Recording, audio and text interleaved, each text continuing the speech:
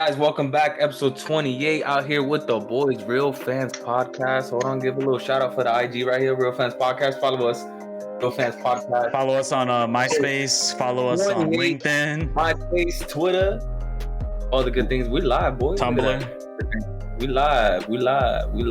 But we're recording. What's good, fellas? Another week of sports. What's going on in the world? Big news. NFL season ramping up, getting closer. Gabe, I know you're excited. Remember what I said in our first episode? What? Jumping out of our seat right now. This Julian is about to jump out of his seat for this football season. It's the best time of the year, man. I can't stop smiling. Oh my god, bro! It's like Christmas to him. Football season. It's only preseason. It's amazing. Preseason, man. It's still baseball season. I hear rocking the throwback Brooklyn Dodgers jersey. You know, your boy Jackie Robinson on the back. For those who are listening, got this Valor blue on, looking crispier than I guess you would call that a football jersey. Yeah, I got my Vitamin Panther. This guy got a hockey shirt on. Gabe got some special needs class jersey on. Anyways, let's get into it. Obviously, we're wrapping up for NFL season. As you can see, Julian wearing his. Is that a Bears jersey? What is that? 32. Bears. Oh no, that's MJD. MJD. Wait, you're a Bears fan now? Bears? Is that what you said? Julian, the Bears. I don't know if that far. I don't know. No, we all know Julian's second favorite city, Chicago. So we also have to note that Gabe's he's on traveling. He's going camp to camp right now. He's in Texas, so that's why his backdrop's in. He's our source right now. He's our source. But NFL season ramping up. We're in week 2 of preseason. And we just want to get into kind of what went over the weekends. I think one of the biggest storylines over the weekend was Jameis Winston, obviously being announced for the Saints. There was a competition, and just kind of get into it. I'm gonna let Julian go off first on his thoughts on Jameis Winston winning his spot for the New Orleans Saints. Yeah. So I believe. Gosh, was it today or yesterday? I think it was yesterday. He just got announced as the starter after seeing him perform, honestly, pretty well Monday night against the Jags. I had a feeling coming into this preseason that he was going to win it. I just don't believe in Taysom Hill. I know Gabe's a huge Taysom Hill fan. He's got his jersey and everything. Diehard fan. My favorite player. Diehard fan. The man he doesn't really know how to read defenses. He's a great athlete, but I just don't think he's a great thrower of the football. Jameis Winston's just way more talented, especially when it comes to deep balls and kind of what New Orleans is used to. I think he fits that role and replacing Drew Brees a lot more. And I think Taysom Hill is just better used as a gadget player than trying to be your quarterback, because as he's your quarterback, then you're going to lose him in those gadget plays that you could have him in if Jameis was starting. And honestly, man, Jameis got LASIK, dude, and everybody forgets about that. But that man can now see. He can now see. You don't have to be worried about throwing to defenders. Because the last time he started, he went 33 for 33 on TDs and interceptions. But then he got cut and went to New Orleans. But on his trip to New Orleans, he got LASIK. And that man's a new man. He's fresh. He's new. He's going to lead the league in passing and touchdowns.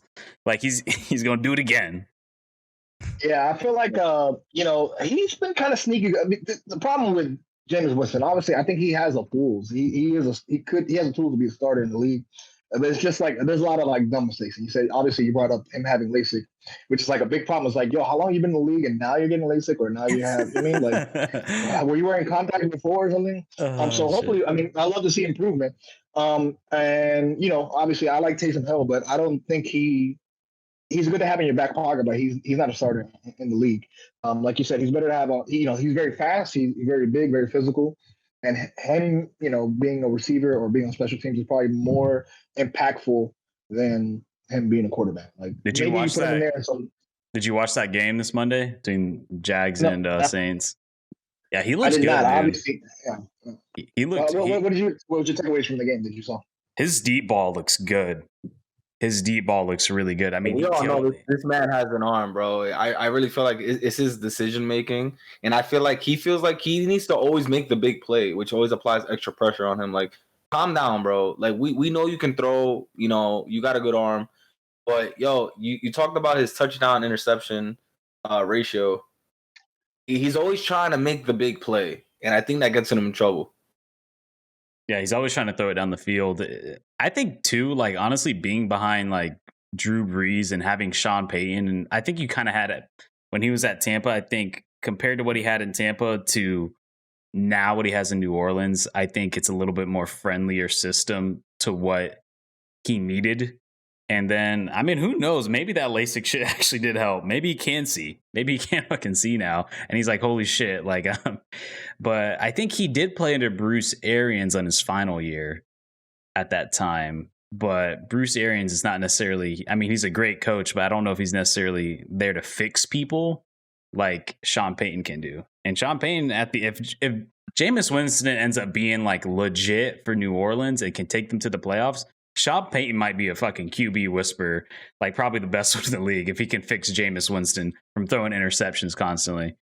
Like, yeah, I think that was the problem with Jameis Winston is always like Dr. Jekyll, and Mr. Hyde. Like it's always like he has flashes of things, but it's just like sometimes he makes dumb decisions and gives up the ball. It's like, well, he has talent, he has a skill. It's just can you put it together consistently enough over a season? And, do you think Taysom leaves after this year because he's got that fucking 4-year voidable all years voidable or some shit like that? I mean, I think if I was him, I wouldn't leave. Like, the playbook, the staff.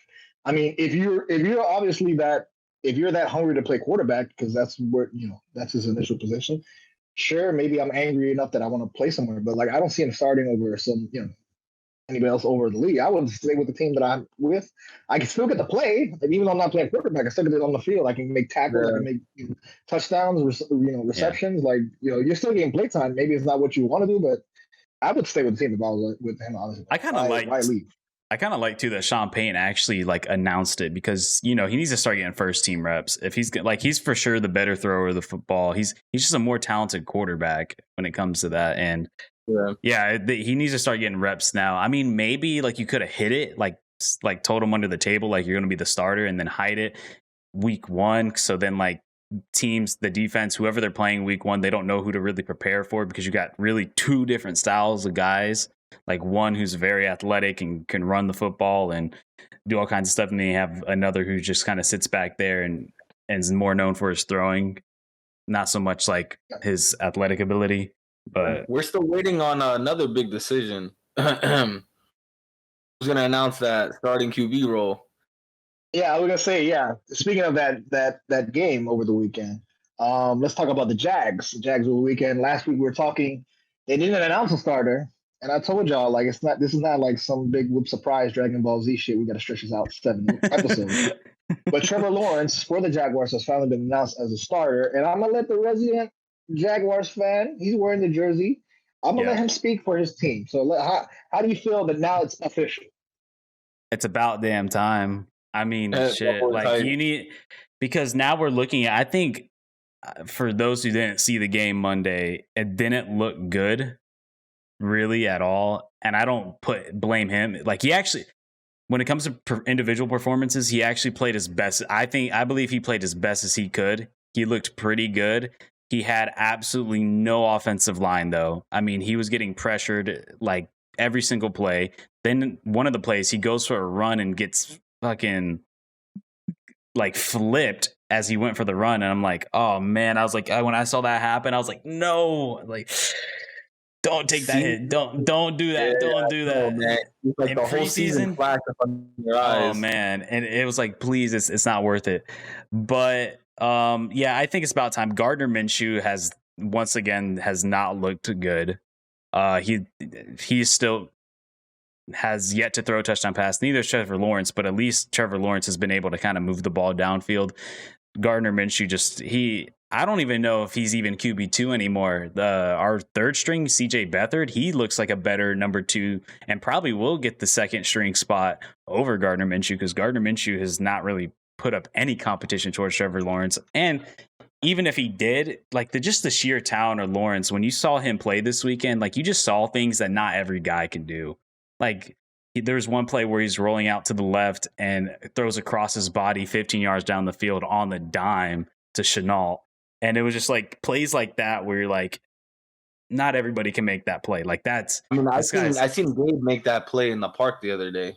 Yeah, Gabe. Yeah, Gabe did make that in a flag football team. His beer league flag football. Some of my best work. He puts it on a resume. But yeah, I think it's about time. I mean, you need to start giving him reps, dude. He's a rookie, and if he's gonna be starting week 1, he needs to get as many fucking reps as possible. Like, and then honestly, I don't even want to see him play this weekend. I just no, just don't even play him. Like, we already have 3. We're gonna have 4 of our starting offensive linemen not play.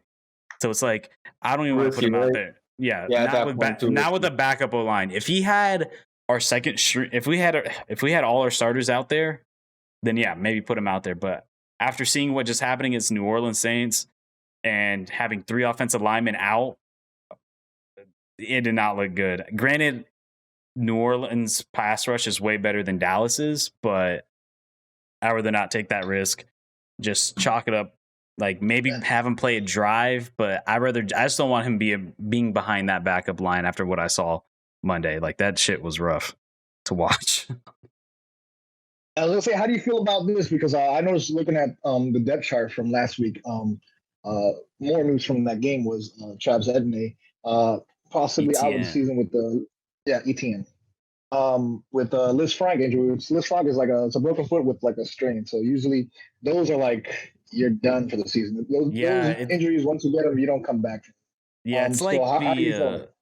Yeah, I think the Liz Frank is like the middle of the foot and the bone like disconnects or fractures or something. It's a rough injury. It's what Cam Newton had. It's what a lot of people almost never come back from that injury, and it's honestly a really scary injury because I saw the play that it happened. It was like a little like check down to Etienne, and then he didn't even get tackled. It was just like something off on the way he planted his foot. I don't know what happened, or maybe it was like something on the verge of breaking or messing up, and all it took was that one little cut to do it.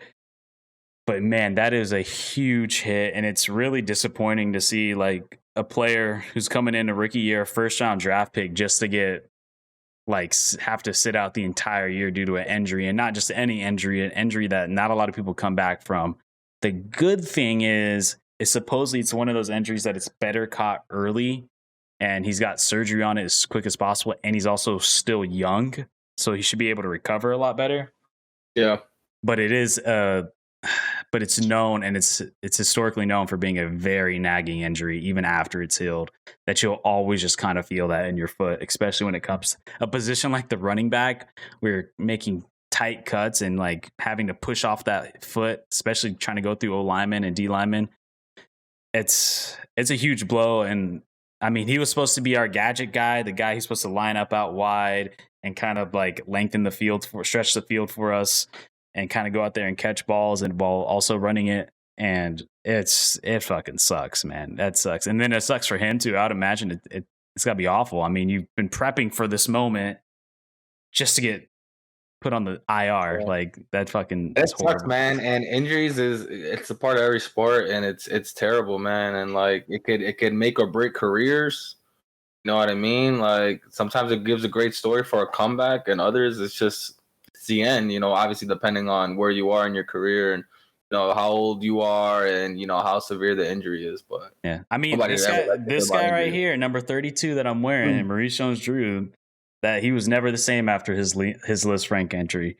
And then obviously we've seen Cam Newton, I mean, he plays a different position, but I mean, he never seems to look the same. And it seems like everybody who has that, it looks like a painful injury, honestly. If you guys have the time, just like look it up what it is. It's fucking rough. It's rough.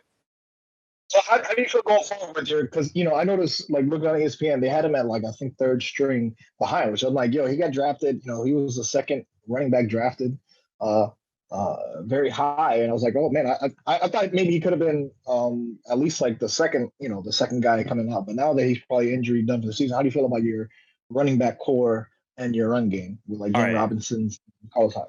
Yeah, so we have James Robinson, which honestly I wasn't expecting to get him Etienne in the first round, let alone a running back at all. Maybe late round guy, because I thought Robinson was going to be our guy. Like Robinson, he's the lead runner. He's had over 1,000 rushing yards, plus another like almost 1,300 all-purpose yards. He was a beast and probably one of the greatest undrafted rookies ever in history to put that many stats up. And then I was a little surprised. I mean, me and Gabe, we did the live reactions to the draft, and I was like, I wasn't completely sold on it. I thought it was like, man, we could have went so many other positions there, like an offensive lineman. And then it kind of grew on me, like, all right, he's going to be like kind of this guy who's going to be kind of like Alvin Kamara, like kind of sit out there, maybe catch balls, and like kind of be a more versatile player, not just a downhill guy like Robinson is. But then we signed Carlos Hyde, which he has looked absolutely fucking abysmal. I think he was a waste of money and a waste of space on this team. The guy can't fucking pick up a blitz to save his life. He's absolute dog shit. Like I don't know how he's been able to stay in this league for this long and not know how to block on a fucking blitz against second stringers. Blows my mind. The guy. Yeah, but I don't know. Probably on the same level, honestly. They block about the same. But dude, and then he can't run the ball. I never understood why he got way more reps than Etienne did before Etienne got hurt. And I'm like, why? Like this, we know what Carlos Hyde is. He's nothing special. He's been a journeyman across the NFL. He hasn't proved to be anything. It was clearly kind of like an Urban Meyer knew him from college type of thing, because Carlos Hyde was his main running back in Ohio State. Wow. And it was just like, this guy sucks, dude. Like, no, like, and I don't want to see that guy touch the field. Like, I genuinely do not want to see him touch the field. I'd rather pick up, I mean, with Etienne going on IR, you're going to free up a spot on the roster. So I'd rather pick up somebody else, an unproven guy who is a rookie, maybe a late round guy who gets sent on a practice squad. I'd rather take a chance on that than fucking throw Carlos Hyde out there. Because Carlos Hyde is absolute dog shit, and I don't want to see him again. But I know he's going to be on this team. Tell us how you really feel about this guy. Dude, like, I mean, there were so many moments during that game where he just like, I was like, what are you doing, bro? Like, you don't know how to block for shit, and then you barely even run the ball. It's like, why are you even on the team? Like, it's just like, God. Gotta know somebody. Let's jump over transition. We're going to transition to South Florida. Your Miami Dolphins.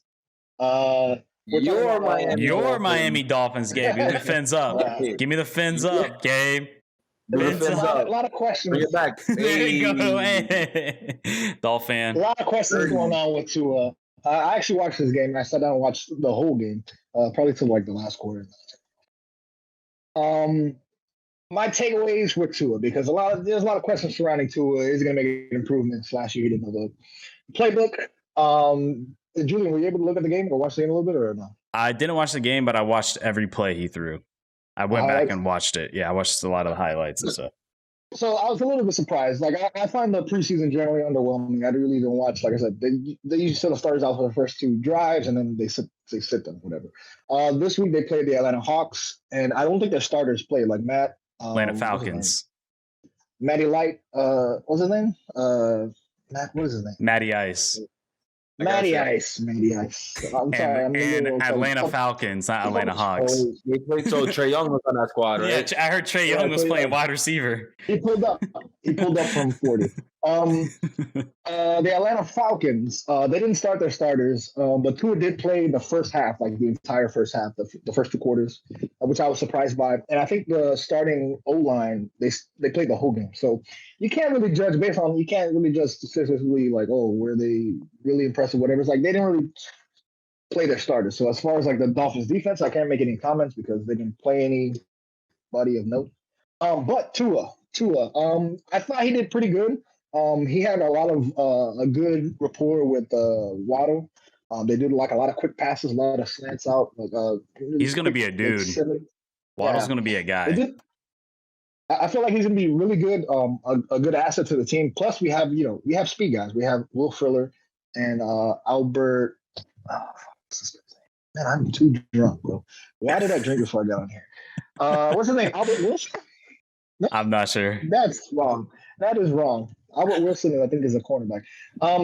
But I thought Tua did okay. I thought he did okay for week 2, not facing the primary guys. I thought he did okay. He looked fine. He threw, like I said, there was a lot of small packages with these quick out routes where wide receivers are going out or up. Also with up the middle, he had good rapport with Gesicki. Oh, let's talk about your O-line, man, because he's set up for success right now with this team. I feel like it's a make or break, right? Not to throw pressure on him, but look what happened. 1 game away from missing playoffs. And talk about a man who said, I didn't know the playbook. So let's bring that team last year into this year with some improvements. And, hopefully he knows the playbook this year. And I feel like this is it. This could be a year. This has to be a year. So, he ends the game 16 of 23, 183 yards pass, 1 touchdown, playing just one half of football. Tua just looked okay. Like, I'm not going to be I'm not going to, fucking run to the mountain and tell everybody, oh my God, he's the next coming of Jesus or something. He's Marino 2.0. Okay. Yeah, he looked okay. And I thought it was a good game, and he just looked okay. I can't really say. I still wonder about the defense because the defense was really good last year as far as with turnovers. The Dolphins was, but I don't expect them to have as many turnovers as they had last year. It's just like we lost a couple people. Xavier Howard's upset. I don't expect that many interceptions and that many turnovers as they did last year, but I'm still pretty optimistic about the Dolphins putting up good games and competing with the Bills for the division. All right, real quick, fellas. Way too early prediction. We're going to go with who's going to be this year's MVP. MVP. Who do you guys got? I don't know who's the favorites right now. I remember looking at the odds. You got Josh Allen in the mix. You got, which is my pick, your boy Aaron Rodgers. I feel like has a lot of potential to go back to back. All because this man, he's proved everything. But it's going to be his last year in Green Bay, and I feel like he's going to want to leave with a bang. He's going to want to leave and not going to want to have any bad words used against him on his playing ability, his age, anything like that. He's going to leave it all on the table, and he's just going to go all out. That's how I feel. Aaron Rodgers has something to prove this last season for himself. You know what I mean? With that whole organization. He's going to be like, all right, you know what I'm saying? Like, you don't want me to have my way here? Well, here's what it is. Here's what I'm going to do. And then he's going to head out. I'm looking at the lines. I was going to say, real quick, I'm looking at the lines for the MVP top 5. I just did the top 5 because they give 10, but I'm going to get 5. Number 5 is Russell Wilson, 1,400. Tom Brady, 1,200. Number 4. Number 3, Josh Allen, 1,200. Aaron Rodgers, 1,000. Patrick Mahomes, 475. So they got Patrick Mahomes still. I still think that's him for the taking. But I would hammer that Josh Allen. 1,200 plus 1,200. That's good odds. I like that a lot. This might be his season, man. This might be. I might be making some money this year. Really? Is this a Julian guarantee? I mean, how much you? I mean, no. My pick.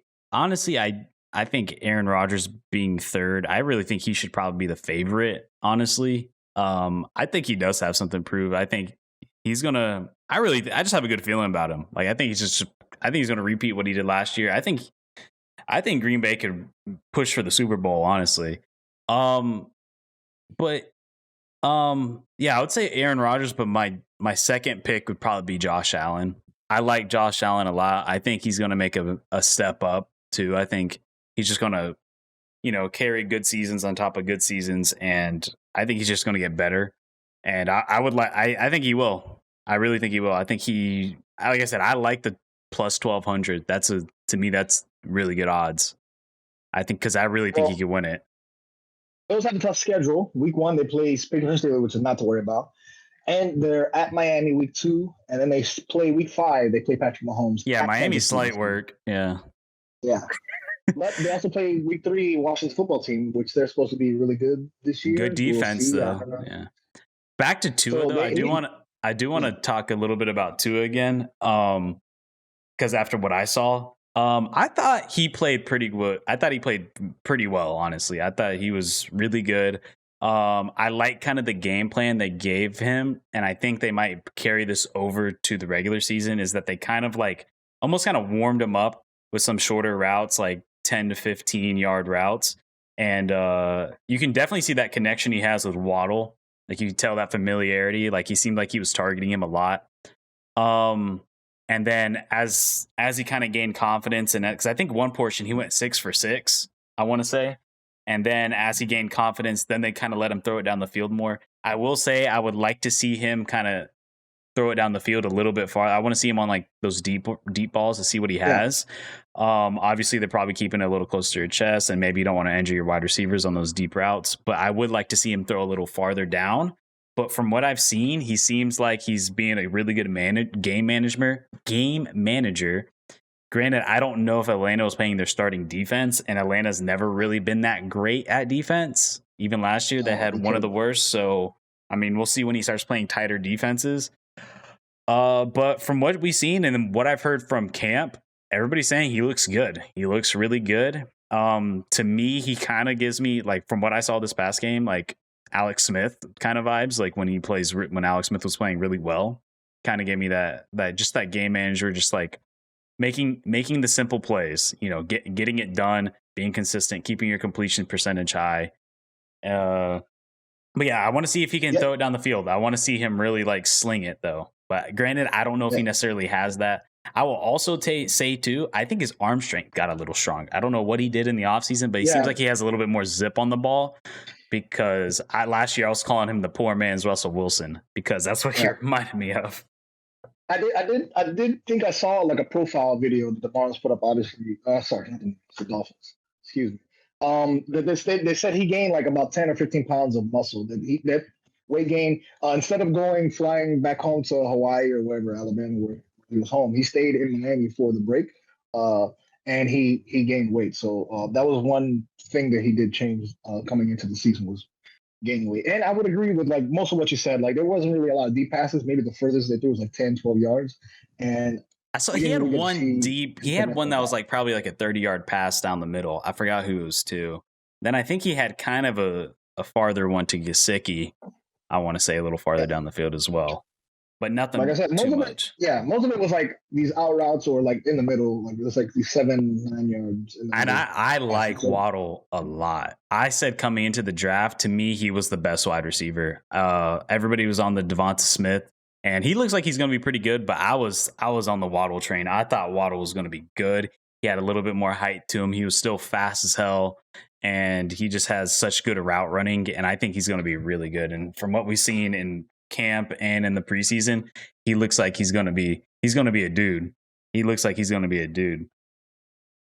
So that's it for Miami. Let's transition to New York. Obviously, let's talk about the number 1 draft pick last year, which was Zach Wilson, going to New York Jets. Number 2. I didn't really, number 2. I didn't really see him play, but Julian, what were your thoughts on Zach Wilson? Let's talk about JoJo's New York Jets, his hometown team. Not a shot. It is your hometown team, though. But man, I tell you what, Zach Wilson has honestly surprised me, because granted, I haven't watched a lot. I don't know. I watched all his games, his preseason games. I didn't really follow too much about what was going on in Jets training camp. I did hear brief things about him not looking good and like throwing a lot of interceptions and didn't look comfortable.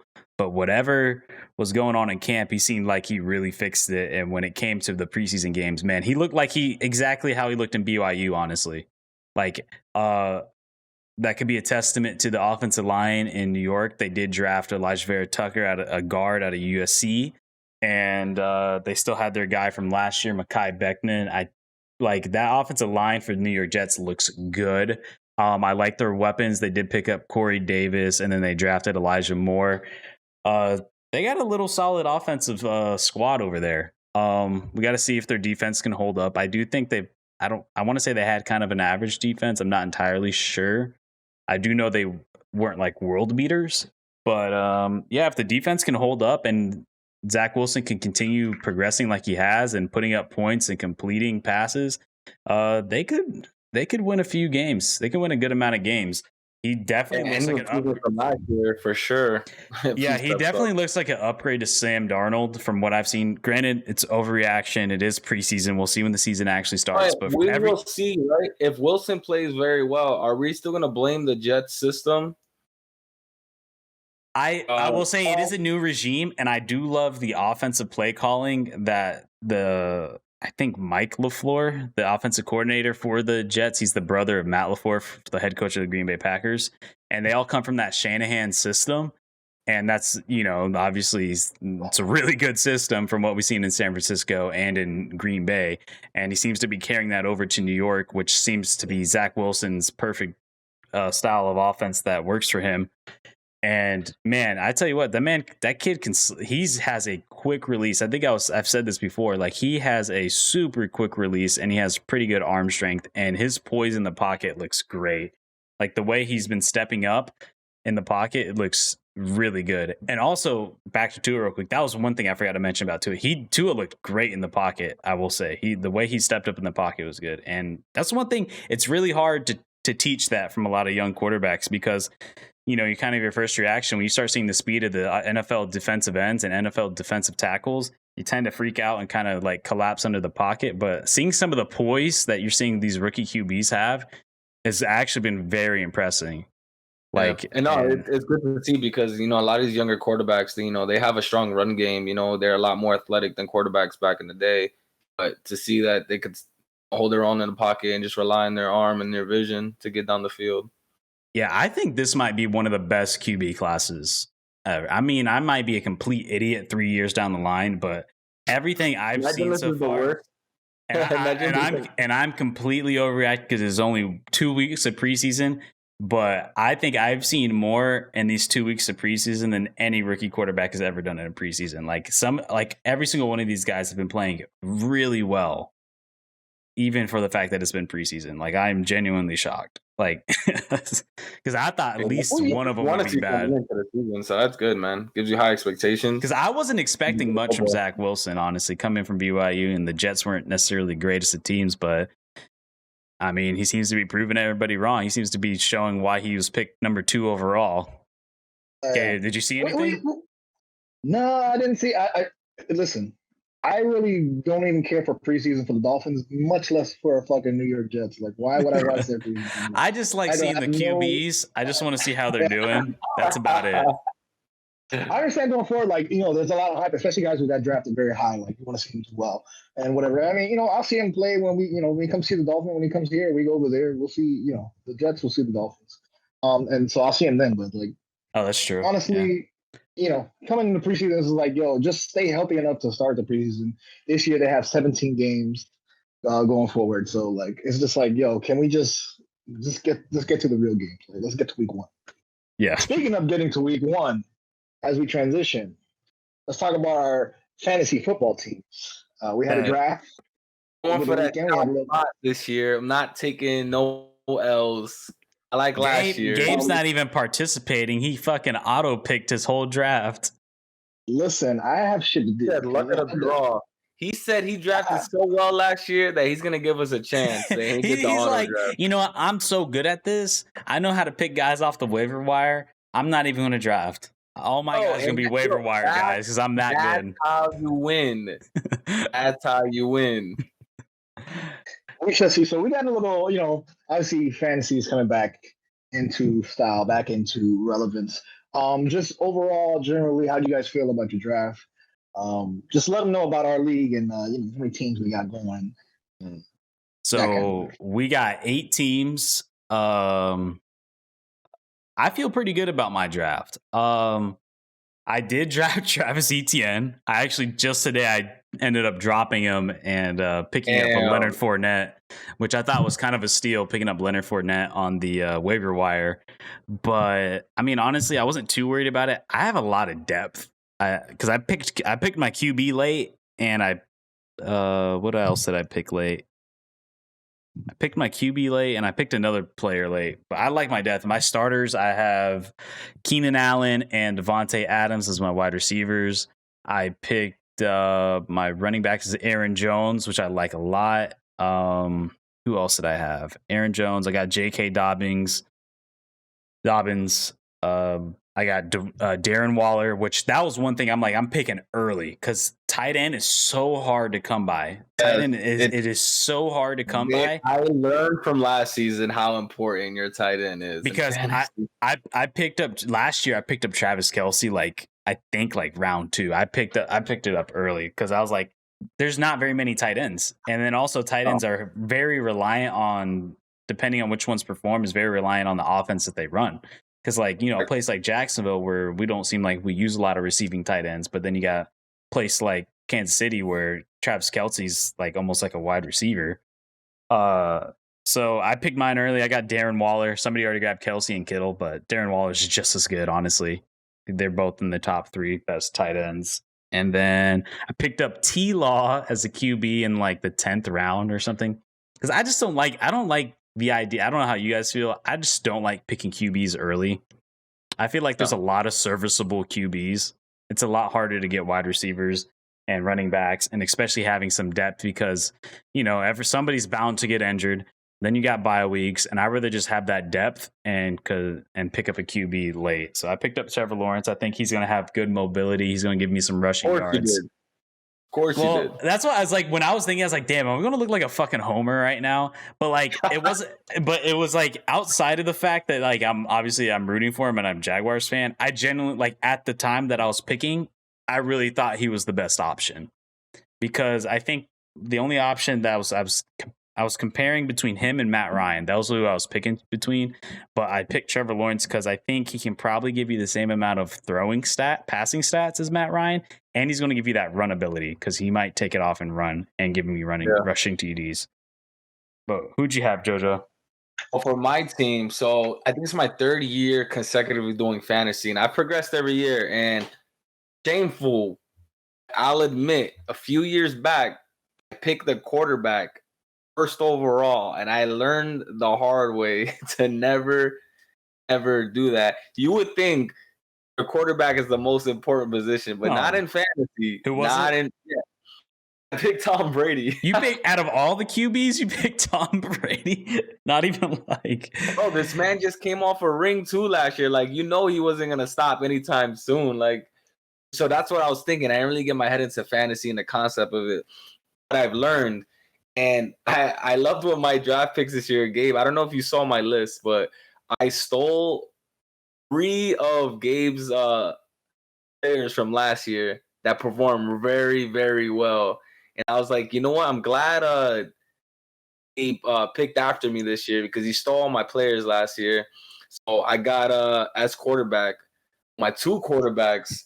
I got Russell Wilson, who is expected to perform very well. Already know how he is. He's either going to run, he's going to throw downfield. First few games last season, he was already projected for MVP. And then we all saw kind of ups and downs to last season.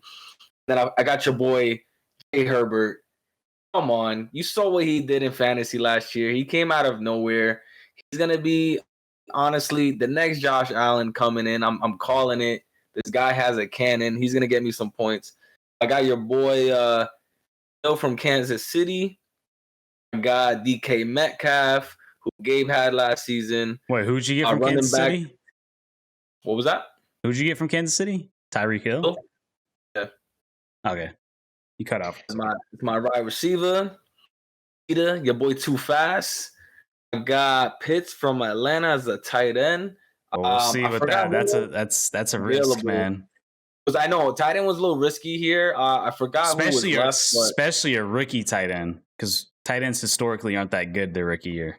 Let's see, man. You never know. And I got your boy Hunt from Cleveland as a running back. And did I forget anybody? Eckler, running back from LA.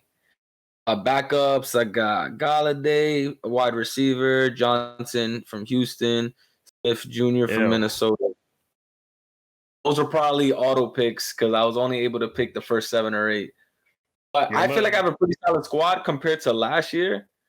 And I got Dustin, man. If Dustin's listening, I got a rematch with him. First round, I lost by 0.2 last year in the first round of Dustin. It came down to my kicker. Okay, my opponent this week 1 is the man sitting in this podcast right now who auto-picked his entire team, which he's watch him win by 50. Watch him win by 50. Gabe's going to be living on the waiver wire right now. I'm looking at my team. I got decent. I feel pretty good. Don't feel good about my running backs right now, but Lamar Jackson. I got Brown and Jones, who are both on the Tennessee Titans. So it's all right. Cup, Chubb. You know what? I'm feeling okay about my drafted team, my computer drafted team. I really haven't been looking until now. I was typing. I was trying to log in. You better hope Tannehill starts throwing the rock more and Derrick Henry slows down. Is the truth, okay? You better hope they start slowing down with Derrick Henry, because if he keeps it going, they ain't gonna be throwing the ball much. And you got 2 wide receivers for the same team, and that bye week's gonna look rough. Listen, ain't no panic over here, okay? There ain't no anxiety. It's real smooth over here. That bye week's gonna look real rough. Boy, there's gonna be fucking like Kurt Warner with fucking Isaac Bruce and fucking Torrey Holt. Okay, it was gonna be the greatest show on turf. The greatest show on All I gotta say is, this year I'm making a guarantee. The boys finishing top 3. I'm finishing top 3.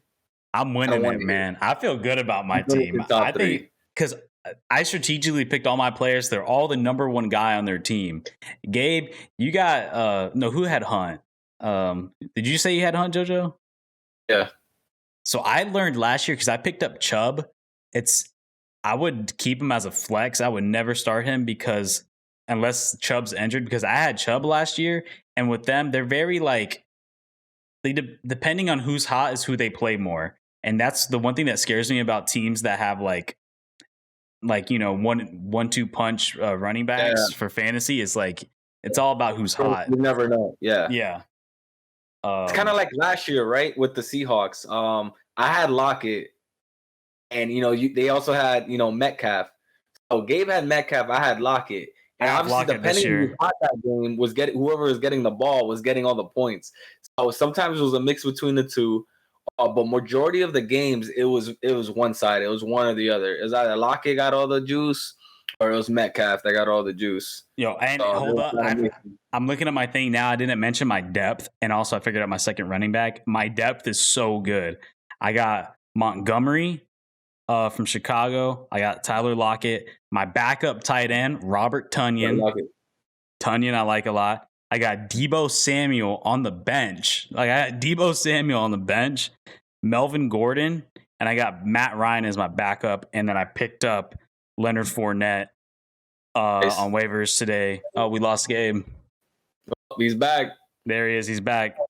I got Leonard Fournette on the bench, and then I picked up Washington defense, because defense was another thing I kind of drafted a little early, because I want to make sure, because defense is hard to come by and tight ends are hard to come by, but I like my tight end depth. Tonyan is like my trade bait, because I feel like somebody's going to need a tight end, and Tunyan's a really good tight end.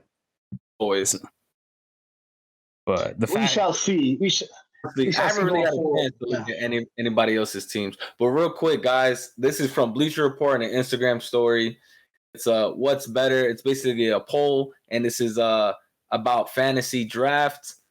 So I'm gonna ask you guys questions. You guys are just gonna pick. What do you think is better? All right. So we got what's better: getting the number 1 pick, or nailing a sleeper fantasy draft.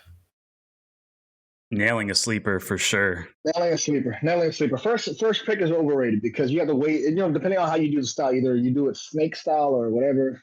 First pick is overrated. Bro, what happened to me last?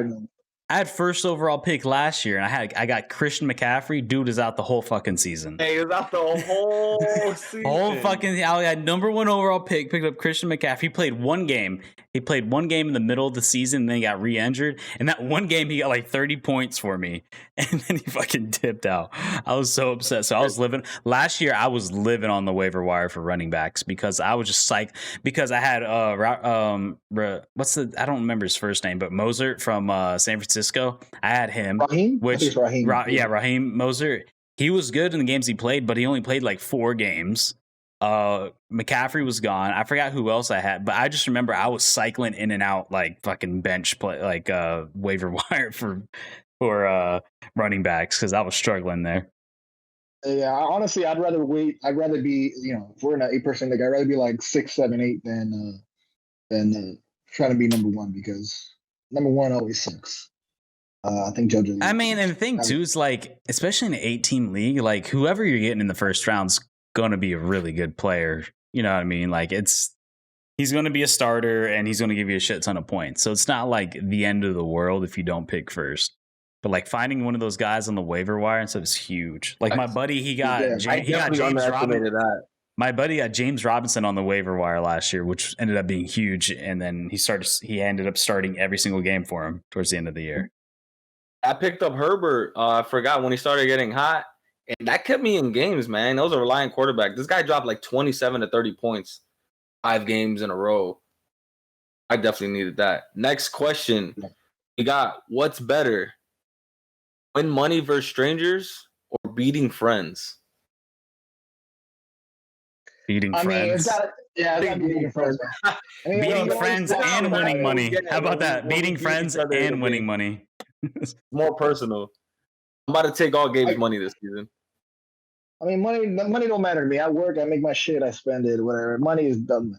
But having that shit talk, I can just text you at like 2:00 in the morning, like, hey, whoop that ass this week, didn't I? Yo, that was me and Gabe and me and Dustin all last season, bro. You lose a game, you send me the eyeball emoji. I'm like, I already know what this is about. Like, I already know. Start doing that when I'm blowing out Gabe this week. I'm gonna throw the eyeball emoji. Everybody gonna know. If you know, you know. I know you've seen that score. Don't act like you didn't see it. Don't act like you didn't sign in the app and you get the notifications that you lost by 40. Don't act like you didn't have your phone up the whole time as you're watching the game. He was watching the last game and his last player hopefully get him 80 points to win. It never happened. All right, we got next question. What's better, to lose in the finals or to win the loser bracket?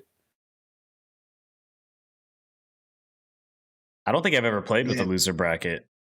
We've never played with that many people, right, to have a loser bracket. Mine's like, yeah, you get knocked out, you get knocked out. Or if you don't make it the playoffs, you don't make the playoffs. Like, okay, hypothetically, we had enough people.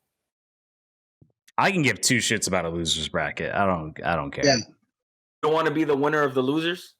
I can give 2 shits. I'd rather not play it. Like I'd rather if I didn't make the playoffs. If you're not first, you're last. Look, if you're not first, you're last. It's a famous quote from Ricky Bobby. My thing is, if I don't make the playoffs, then I'm switching to fantasy daily the last final weeks. Because I'd rather play daily than play a losers bracket. Julian, leader of all losers, in a losers bracket. He's gonna send Gabe the eyeball emoji when he beats him in the losers bracket. Actually, are you guys gonna play some daily? I think I might play some daily as well. Daily fantasy. If I have time, if I get into it, I might consider. It's interesting. Getting like the top 100, you winning some money. Let's go to the Hard Rock. Let's go to the Hard Rock, bet some shit. All right.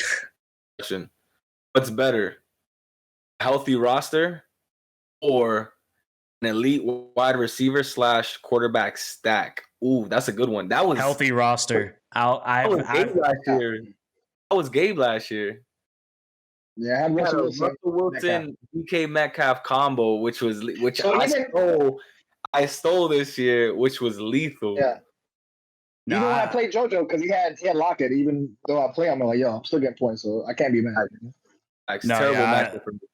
To me, it's healthy roster. I've had too many seasons where I had like players that would consistently give me like 30, sometimes 40 points. And then, I'll end up losing because I'll just like a guy gets fucking injured or I'm living on the waiver wire hoping that this guy he's happening to start for like the fucking Cincinnati Bengals, hoping that he'll give me some points, but he only gives me like 5. Like there's nothing more frustrating than having a player. I'd rather have all my team give me like in the teens to 20s than have one guy give me 40 points and like the rest of my roster like give me single digits, because I've experienced that way too much. I don't know why. I have the injury bug and I can never keep a healthy team. That's crazy. Yeah, I think one of the best things is just like you need to be consistent week by week. Like you hate when like players just like disappear, and like you just need that consistency of like people producing like whatever number, like running or fucking catching. You need those numbers, man. That's what gets me through the fucking season. It's just having a healthy team the whole way. That concludes the questions, though. That was fun. All right, that's it for football. Obviously, it's still week 2. We're gonna get into it as soon as the season starts. We got a couple more weeks. NFL season will be live. Last couple topics. We're gonna talk about soccer. I think it was announced today. Today or yesterday? Literally like an hour ago, 2 hours ago. Cristiano Ronaldo has been announced that he's going to Manchester United. Word. Going back home. Our resident soccer expert, Julian. How do you feel about it? Yeah, go ahead. You guys call me the soccer expert, the MMA expert. I follow it, but I'm no expert. It was a matter of time. The Manchester United thing happened quick because the biggest thing, Ronaldo's been disgruntled for the past few months now. He's been wanting to get transferred the entire time leading into the summer, and he just didn't want to be with Juventus. Juventus was looking to shop him because Juventus is like struggling. They're like $300 million that they lost or something like that. They're having a lot of financial problems, like most of those leagues over there in Europe. And he wanted to go. The first rumors were Manchester City. And it looked like that was going to happen, and it got close to happening, and then the deal fell through. And then literally the next day, you started hearing things, which was yesterday, you started hearing things about Man United coming in there, how they have the money, and they want to bring him. He has obviously ties to Manchester United after playing his beginning of his career there before he went to Real Madrid. And yeah, he ended up going. It's huge news, honestly. I mean, it's crazy. Like, I couldn't believe like how fast it happened. And this soccer year's been insane. I mean, you had Messi leave, you had Ronaldo leave, you had I was going to ask you guys, what do you guys think of two of the greatest soccer players who ever play, arguably, both switch teams in the same season? It's crazy. And it's not even just them. I mean, you have big names like Sergio Ramos leave, who's played at Real Madrid for like 20 years. Like you had there's the possibility of Mbappe leaving PSG and going to Real Madrid. And if that actually happens, I've heard about that. Like that's insane. Like the amount of major moves that have been happening. But yeah, man, Man U, they've been needing to fight back because Man City's been kind of the better team the past like 4 or 5 years. After Manchester United has obviously been historically better over the decades and decades, but the past 5 years, Man City's kind of been able to catch up and been able to improve the team to the point where the past few years have been performing better. So this could be the step in the right direction for Man U to actually possibly win the whole thing and maybe the Champions League as well, alongside the Premier League. Damn, we lost Gabe again. But yeah, it's crazy. It's honestly crazy to think like the major moves that are happening. Like I don't know if there'll ever be a time like this. Honestly, I don't know if there's ever a period where some of the top players all left in the same year and bounced around. It's like imagine like the NBA having a top 5 players in the league just go to different teams all in the same year. Yeah, I tell you what, the Champions League is going to be really interesting this coming year. See what happens. It's going to be very interesting. I mean, traditionally, like, growing up, there wasn't like a lot of times when, I felt like we're living like in the age of like player empowerment. Like players can live and do whatever the hell they want. Like they can go wherever they want, especially with like the money now. There's like, you can make money anywhere. Well, the problem with the soccer market is so many of these big leagues are just struggling, like Italy, like Serie A and La Liga. They're having really bad financial problems, which is leaving a lot of their stars the desire to leave. So, and then obviously England, the Premier League always tends to perform well. I mean, they're obviously the best, most profitable, highest revenue soccer league in the world. But yeah, it's pretty crazy. It really is. Like I'm genuinely shocked. Like I mean, you see everybody on Twitter is like Manchester's red again. Like it's gonna be red. Like Manchester's red. It's no longer blue. And a lot of these guys, like they're getting a lot older. Like I remember growing up, like fucking middle school and shit, hearing a lot of red names on these guys, and like, They're a lot older. So like you want to make, while you still can do it, while you still physically can play, you want to make as much money as you can and stack that shit. You know, so like you can play anywhere as long as you're still effective and you're producing. Like, well, that's the thing. I think Ronaldo's going to be fucking Tom Brady, dude. He's already 37. He's probably going to play there. I think he signed. I think it's going to be 2 years for sure, but he might play longer. I think Ronaldo, he's in such great shape. He's probably, and he's like such an ultimate competitor. He's going to want to play like into his mid 40s, dude. I'm telling you, he's going to be like fucking Tom Brady. With the shape he's in and the type of competitor he is, he's going to keep on going. And you might not see him into the MLS until he's like fucking 45. Like, yeah. It's crazy. And to end soccer talk, we're going to talk about the All-Star game, the MLS All-Stars. They defeat the La Liga MX All-Stars in PKs. Obviously, I did not watch the game, but our resident expert, Julian, did. So what were your thoughts on the MLS All-Stars? Well, Tuesday they had the skills challenge, which was pretty fun to watch. The skills challenge is always pretty awesome, seeing like some of the stuff. And this is the first All-Star game where we're bringing All-Stars from another league. So obviously there's been this ongoing relationship that Don Garber, the commissioner of the MLS, has been trying to grow with Liga MX and this, with the creation of another tournament outside of the CONCACAF Champions League. They're created this, as of right now, it's kind of a bullshit tournament called the Leagues Cup. And now with what they did with the MLS, the All-Star game, because traditionally the past like 5 to 6 years, it's been MLS All-Stars versus some major team in Europe, like Manchester City or Atletico Madrid or whatever, at Real Madrid. That's what they've been doing the past few years. But this year, to help grow that relationship and kind of help grow viewership of the MLS, because as of right now, there's more Liga MX fans in America than there is MLS fans. So the idea is to kind of further that relationship and kind of bridge those leagues together to help, bring more eyes to MLS and bring some of those Liga MX fans over to the MLS. So it was pretty awesome to see. And also outside of like the marketing standpoint of it, from a performance standpoint, Liga MX is tradition and have continued to be like the better league than us. They've been slightly better than us.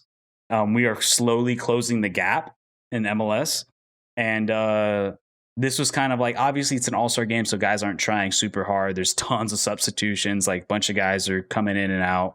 But it was fun to kind of watch and see us kind of compete on the same level and end up winning in PKs, which was pretty awesome. It came down to the final kick by this youngster who's been like taking the league by storm, Ricardo Pepi, who's 18 years old, plays for FC Dallas, and just announced literally yesterday, because he's been like the superstar of the league this season. He's like came out of nowhere, 18-year-old Mexican-American kid.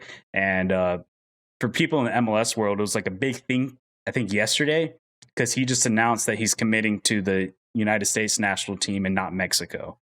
Because a lot of these dual national citizens, they've been like, because we see it a lot here in America, and we're starting to see it more often, that countries are starting to compete for players who are dual nationals. And it was kind of a big thing because a lot of people didn't know what he was going to do, because he played for both the U.S. youth national team and the Mexico youth national team, because he grew up in El Paso and he used to go back and forth across the border all the time. But he officially announced yesterday that he's going. So he ended up winning the whole thing in PKs. And it was super entertaining, honestly. It was pretty cool. The stadium was fucking packed. It was playing in Los Angeles. And it's awesome to see kind of like us get better and seeing this kind of bridge between the league down south. It was pretty cool to see. And then the skill challenge is always awesome to see. Inter Miami did have one representative, Rodolfo Pizarro, representing Inter Miami. Probably didn't deserve to go, honestly. He hasn't had the greatest year, but because he was such a big star in Liga MX before he came to Inter Miami, it was kind of like a lot of people think it was kind of like a marketing move to get him, because he really hasn't been playing a good year. Honestly, another player on our team probably could have got it more than him, Higuain. But speaking of Inter Miami real quick, Gabe, you got to watch the game tonight. It is Friday night. It's rivalry weekend in the MLS. Inter Miami versus Orlando City. Gabe, You got to watch this, man. This is the night. You got to watch. Rivalry game right now. Is the game in Orlando or Miami? In Orlando. I was going to say, if it's Miami, take that drive. Let's go. We head out. I wanted to go, but it just didn't work out. Right now, they have the Hell is Real rivalry, which is the Ohio rivalry between Columbus Crew and FC Cincinnati. But right after this, they're doing the Clásico del Sol, the Sunshine Classic.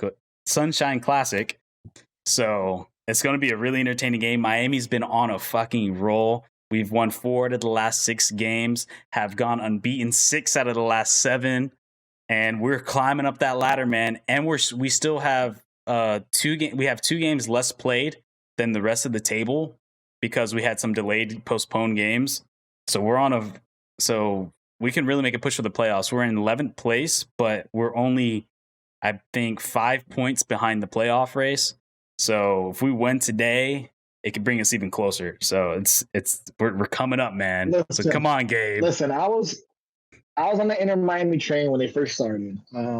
But like I've seen their games and they had so much of a drought. They're -10. They're 10 games behind, even score, whatever. Like you said, they're 11th place.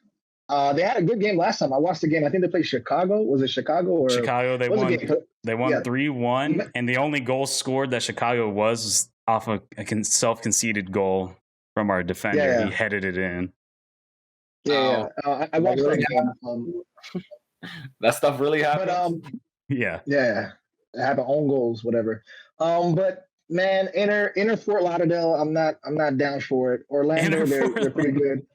Inter Fort Lauderdale. Yo, blame the city of Miami for not letting them build a stadium, man. It's not their fault. They have the plans. Orlando's right now. Orlando's the number 2 in the Eastern Conference of the MLS.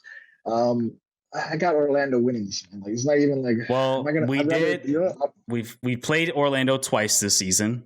The first time we played it was the game I actually went to. It was super close. It ended up coming out to the end. Nani scores a fucking curling ball into the top right corner, which was just impossible to defend, and ended up losing that game. But then we tied against them about a month ago, I think it was. We tied against them in Orlando. So I don't think we're going to win, but I think we can eke out a tie. I think we can squeeze out a tie. I think we can. We got to come away home with a point. It's the tie. You got to come home with a point. I mean, obviously you want to win, but Orlando's really good, and you want to at least get a point. You don't want to come out of there with 0 points. You want to at least get 1. You might not get the 3, but you got to keep the ball rolling, man. You can't. You got to keep it going. I don't know. Come on, man. National television, dude. National television. You got to represent, man. ESPN. I was like, let's end it real quick so he can watch the game because he wants to watch. He wants to watch Inter for a lot of them lose. But last week because this week. Last thing. This will be last thing, and then we'll finish the podcast. It's the Jake Paul Tyron Woodley fight this weekend, and actually, I'm surprised at the Las Vegas line because they have Jake Paul as the favorite at -180. So they had Tyron Woodley losing badly, and I just not that I'm interested in like the fight to see like the skill level or whatever. Like I'm just gonna be watching Twitter now. I'm gonna just watch for the jokes. Like I'm gonna hear people or whatever. It'll be like waiting for the fucking. I'm telling you, if Tyron loses, this game is rigged. If Tyron loses, it's rigged. It's fucking like rigged. It depends on how he loses. Like we can definitely see. If he gets knocked out, this shit's rigged. If he gets knocked out first round, this shit's rigged. Like I'm sorry. Yeah. Like I said, I'm just surprised at the line. Like Tyron Woodley, although he hasn't had any good fights like the past 12 years or whatever, the past 6 fights, he's still a fighter. Like, why is Jake Paul the favorite? Like, why are they favoring Jake Paul -180? Like, because of his 2-0 record, he's undefeated. That's why. I know Jake Paul's taller. He might be physically bigger. He's taller, probably longer than. I think Tyron's stronger though. Tyron's got more muscle for sure. I don't think he's as tall or long as Jake Paul, but he's definitely the thicker man. Anyways, that's what I'm more interested in. I'm more interested in watching that than Inter Fort Lauderdale. God, yeah. I think that's it. So for why this are you weekend. Florida Panthers fan, man? Listen, you're gonna hurt Julian's feelings talking about his soccer team, all right? Like, he's shedding a tear right now. I think he cares about that soccer. You know what? You know what it is. You know what it is. If Inter Miami starts playing well, I don't want to see shit from Gabe. I don't want to see shit from Gabe. You know what? I'm gonna come on here and say, you know what, Julian, you were right. Okay, but let's see if that happens next week. Florida's on peak. Another episode. Florida's peak. It's not on Real Fans Podcast. Checking us out. Jojo, tell them where we can find the podcast. You can find us on Instagram, YouTube, Spotify, sometimes Publix when they have the chicken tender pub sub on sale. You can find us there. Find us at Walmart, Amazon Prime, 2-day shipping at its finest. You can find us out here in Brooklyn. It's here in Miami. You can find us everywhere, man. We're everywhere. Just listen to us out here. We appreciate y'all checking us out. Shout out to the people, Nike in the back, listening to us. Real Fans Podcast. Thank you. We'll be back next week to see an update on Inter Miami. Peace. We'll pull out of there.